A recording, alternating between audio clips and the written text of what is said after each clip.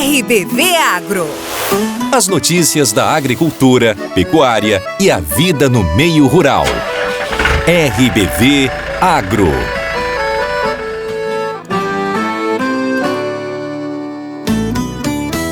Olá, está no ar o RBV Agro. Oi, Angélica. Oi, Murilo. Oi, gente. Muito obrigada pela companhia de vocês em mais uma edição do nosso programa. Estamos no ar pelas rádios Caçanjurê, Tangará, Videira e Vitória. E pelo YouTube e Facebook do Portal RBV. Curta, comente e compartilhe os nossos conteúdos. Vamos em frente, é hora de conferir agora os destaques do RBV Agro.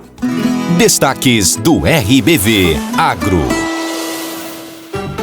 Apicultores da região registram mortalidade de abelhas e falam em uso indiscriminado de agrotóxicos. Epagre participa de projeto para levar sustentabilidade à agricultura da Etiópia. Produção de cereais, leguminosas e oleaginosas de Santa Catarina ultrapassa 7 milhões de toneladas e o estado ocupa a segunda posição do país como produtor de arroz. Boletim agropecuário de setembro aponta boas condições das lavouras de inverno em Santa Catarina. Fraiburgo cedia em outubro o 36º Encontro Nacional dos Produtores de Alho. E uma homenagem ao seu Nenê Fonseca, ícone da tradição gaúcha no município de Caçador. RBV Agro. Apicultores da região registram mortalidade de abelhas e a causa, segundo eles, é o envenenamento devido à utilização de agrotóxicos. A reportagem é de Yuri Pascoal. Uma tragédia atinge apicultores do meio oeste. Milhares de abelhas foram mortas por envenenamento. A comunidade apícola local está em choque e pede ajuda urgente ao Ministério da Agricultura para lidar com os danos e evitar futuras ocorrências. A situação exige uma resposta rápida para proteger a biodiversidade e garantir a sobrevivência dos apicultores na região. Nós estamos sofrendo com envenenamento nas abelhas, né? A gente faz o trabalho de polinização, né?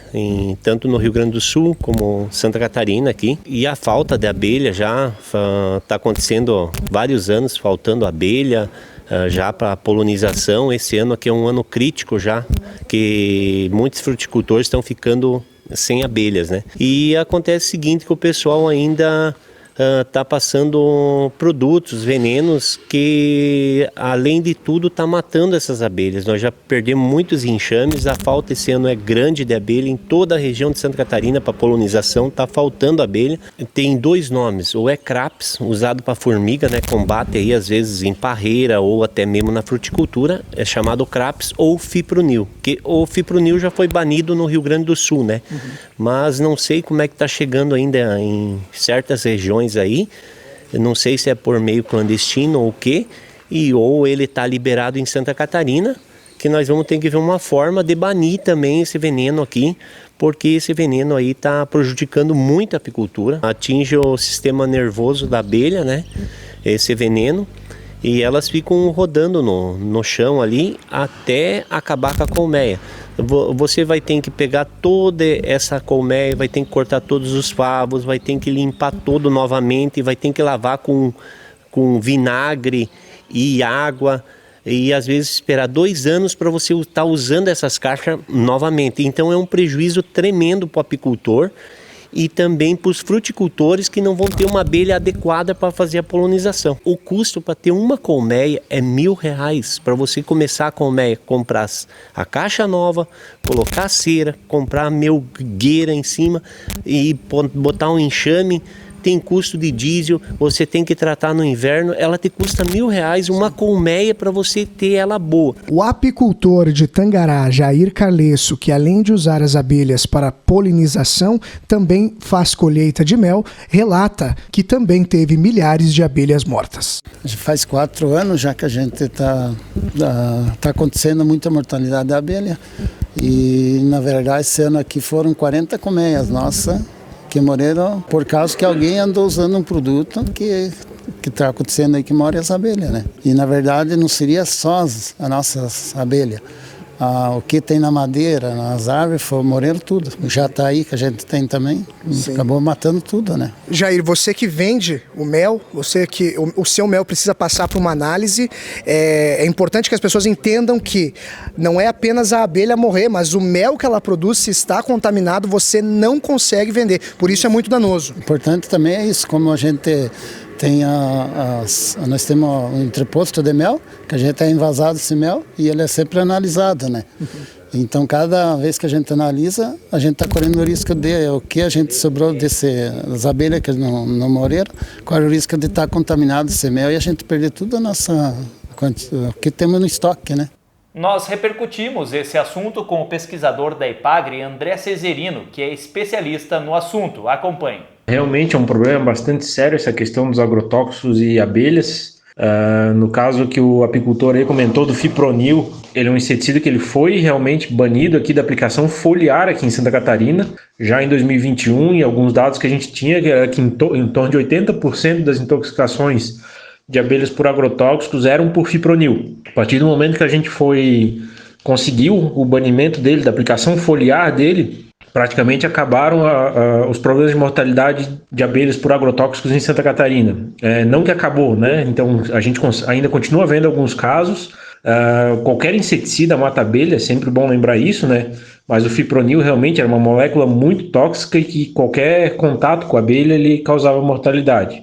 Mas se fizer uma aplicação errada de qualquer outro inseticida, vai acontecer mortalidade também, né? E aí tem alguns riscos que a gente sempre vê, volta e meia, algumas notícias, né, da polícia apreendendo contrabando. Então a gente vê muito agrotóxico contrabandeado sendo pego. Então pode ser que estejam contrabandeando fipronil, e mesmo comprando fipronil com receita para aplicação em tratamento de semente, e fazendo a pulverização foliar desse inseticida, que é proibido hoje em Santa Catarina.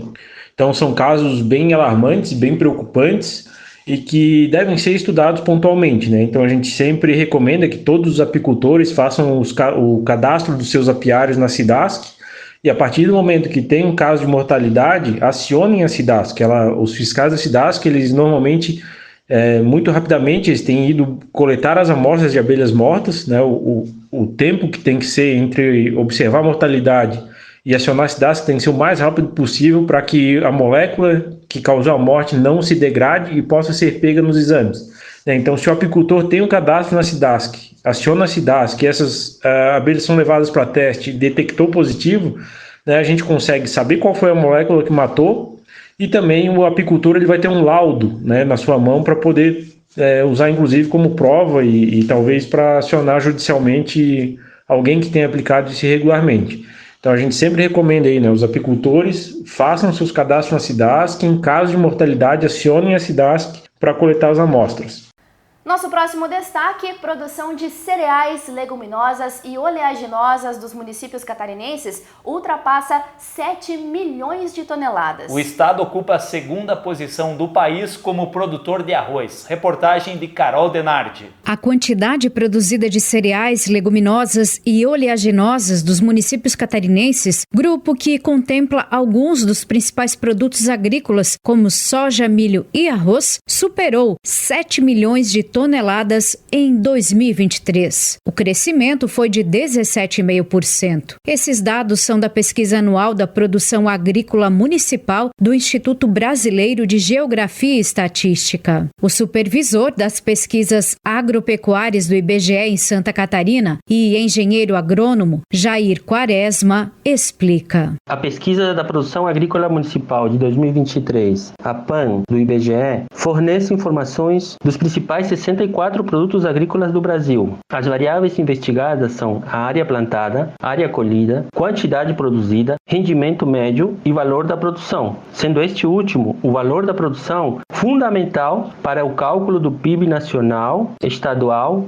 e municipal, uma vez que a divulgação dos resultados são para o Brasil, as unidades da federação e os municípios. O valor da produção agrícola catarinense ficou em 22 bilhões e 600 milhões de reais, alta de 12%. Segundo a pesquisa do IBGE, a produção catarinense subiu de posição no país. A produção catarinense em 2023 2023 foi a 9ª entre as 27 unidades da federação, subindo 2 posições em relação a 2022, quando era a 11ª colocada. Já o percentual do estado no valor da produção, que era de 2,4% em 2022, subiu para 2,8% em 2023. A soja, com quase 3 milhões de toneladas, teve crescimento de 36,7%. Santa Catarina permanece como o segundo produtor nacional de arroz, com mais de 1 milhão de toneladas. O supervisor do IBGE, Jair Quaresma, pontua outros destaques desta pesquisa agrícola municipal. Também Santa Catarina manteve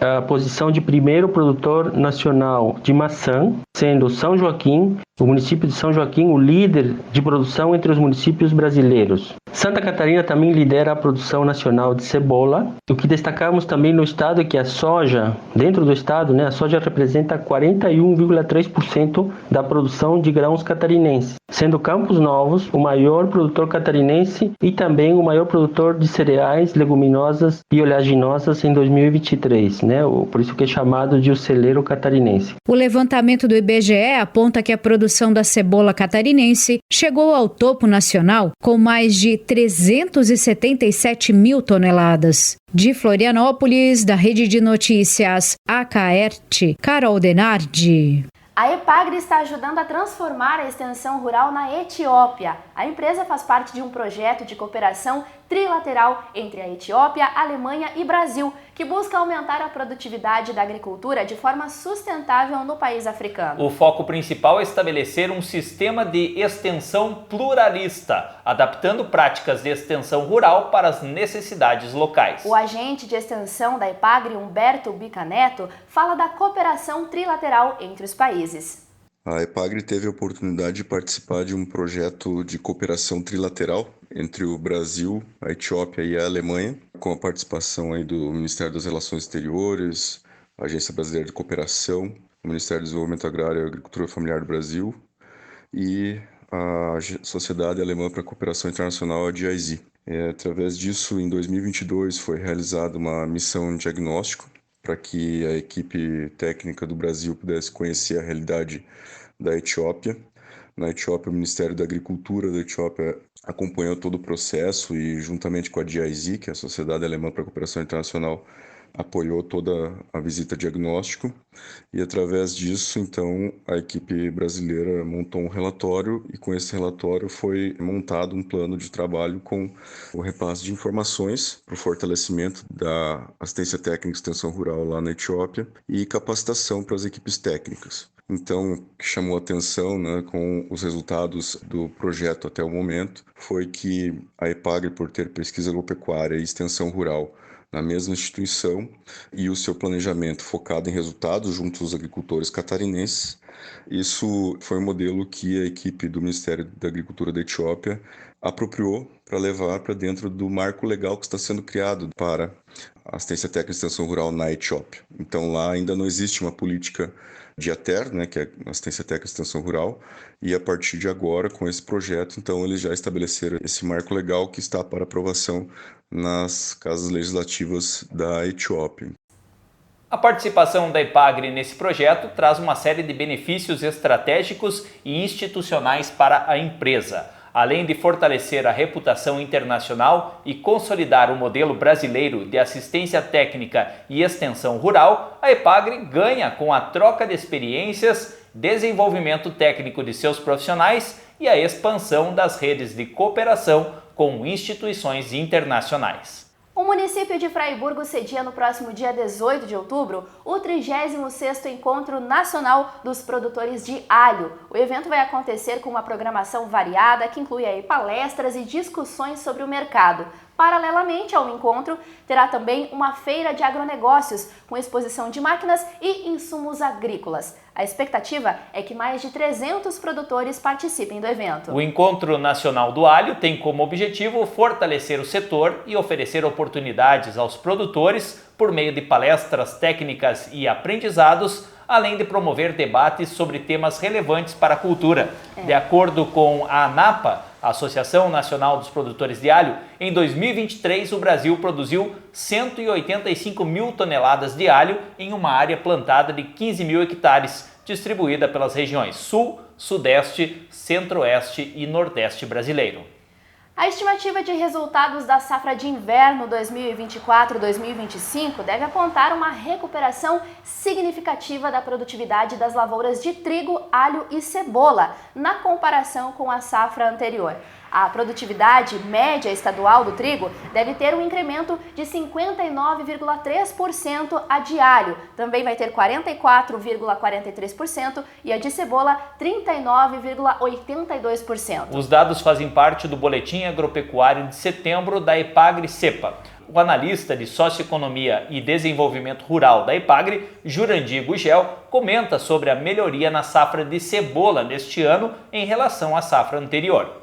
Nas últimas semanas, constatamos que há um aumento de área plantada que podem ficar próximo a 1.000 hectares, estão passando de 17.380 hectares para quase 18.400 hectares é a nossa expectativa. E passaríamos, dessa forma, de 430 mil toneladas de produção para aproximadamente 570 mil toneladas em Santa Catarina. Em relação à conjuntura da safra em si, o tempo é favorável, as condições climáticas, portanto, são favoráveis à cultura, as lavouras, de forma geral, se desenvolvem muito bem, a condição da lavoura, portanto, é muito boa.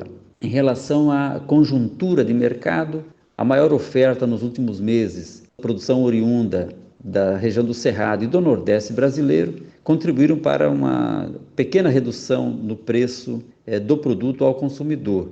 As importações no mês de agosto foram de pouco mais de 3 mil toneladas. O Brasil gastou com importação, então, 1,4 milhão de dólares. Toda a cultura aqui no estado está plantada em pleno desenvolvimento e a condição da lavoura é muito boa, favorável a uma grande safra de cebola em Santa Catarina, que a tendência, inclusive, de mercado são positivas até o momento e é a nossa avaliação de que é uma cultura que tende a propiciar bons resultados aos produtores catarinenses. De acordo com o analista de Socioeconomia e Desenvolvimento Rural da Epagri-Cepa, João Alves, a área plantada de trigo diminuiu nesta safra, mas a produtividade cresceu 60%, o que aponta uma colheita maior do que na safra anterior. Até o momento, a expectativa é que sejam cultivados cerca de 121 mil hectares, o que representa uma redução de 11,8% em relação à safra passada. A produtividade média, no entanto, deverá crescer em torno de 60%, ultrapassando os 3.500 quilos por hectare. Com isso, deveremos ter um incremento na produção total, que deverá chegar a 40% maior quando comparado à safra passada. Deveremos ultrapassar as 432 mil toneladas colhidas. Com relação à safra que está a campo, para as lavouras que estão em desenvolvimento vegetativo, cerca de 80% já alcançaram essa fase. Outros 20% já avançaram para a fase de florescimento. As condições a campo para o desenvolvimento das plantas é muito boa. Cerca de 95% das áreas avaliadas, a condição vai de boa a muito boa, 13% estão em condição média e apenas 2% em condição ruim. Portanto, tudo indica que deveremos ter uma safra cheia com a cultura do trigo. As estimativas e perspectivas para as produções de banana, arroz, feijão, milho e soja, além da produção de carne suína, de aves e carne bovina, também estão no Boletim Agropecuário, disponível em epagri.sc.gov.br. E hoje, em nossa reportagem especial, nós vamos celebrar a vida e o legado de Nenê Fonseca, um verdadeiro ícone da tradição gaúcha em Caçador. Me perguntaram se eu sou gaúcho, está na cara, repare o meu jeito. Firmino Fonseca Primo, mais conhecido como Nenê Fonseca, nasceu em Caçador e carrega com orgulho mais de 80 anos de pura tradição.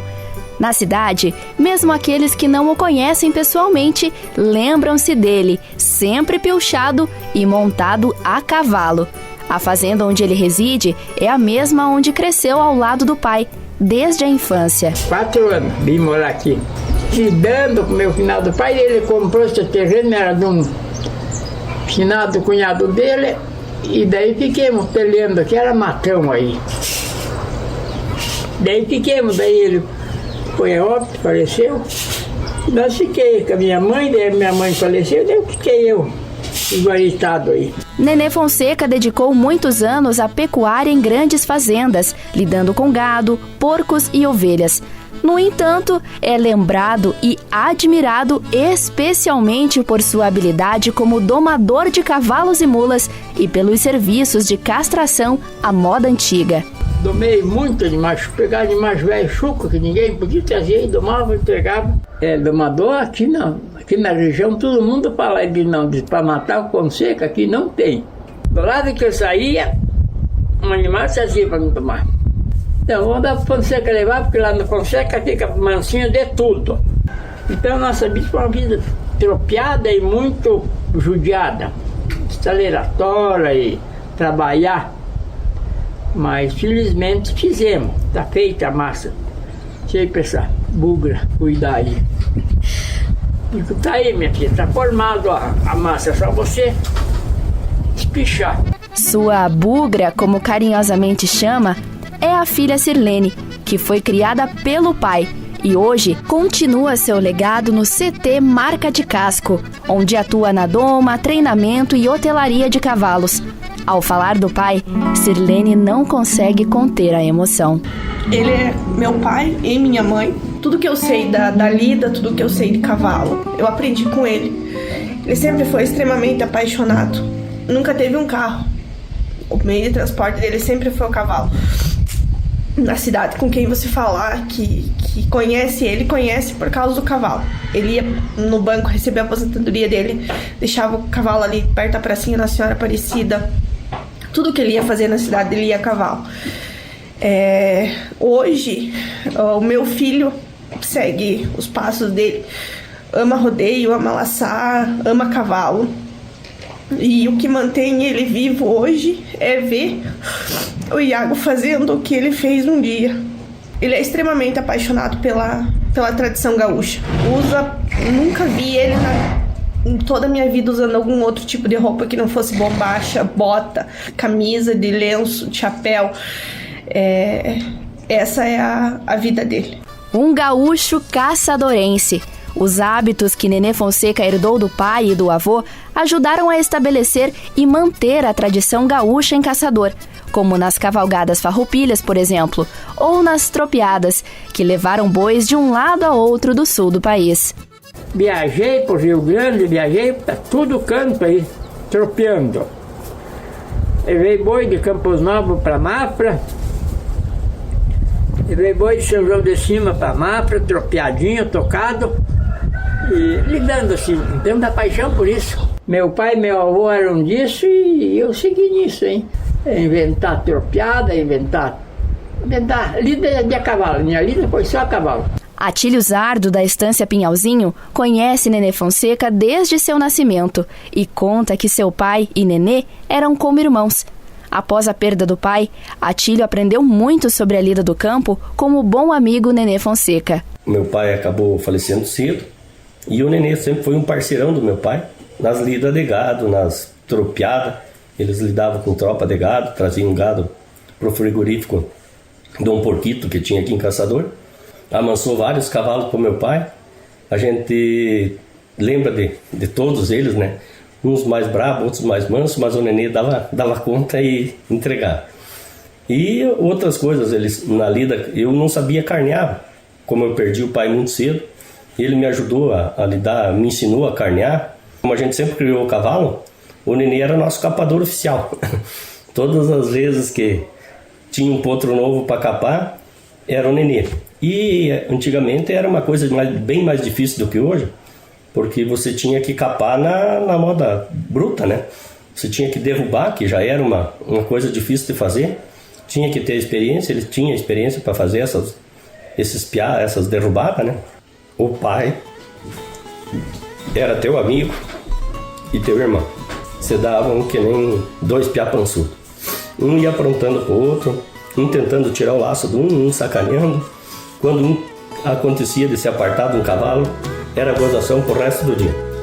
Então, além de ser parente, mas o Nenê foi um cara muito tradicional e muito parceiro para as horas que precisava. Eu acho que ele é um ícone, porque a vida toda dele foi a tradição gaúcha. No 7 de setembro, não tinha um que a gente não fosse desfilar a cavalo.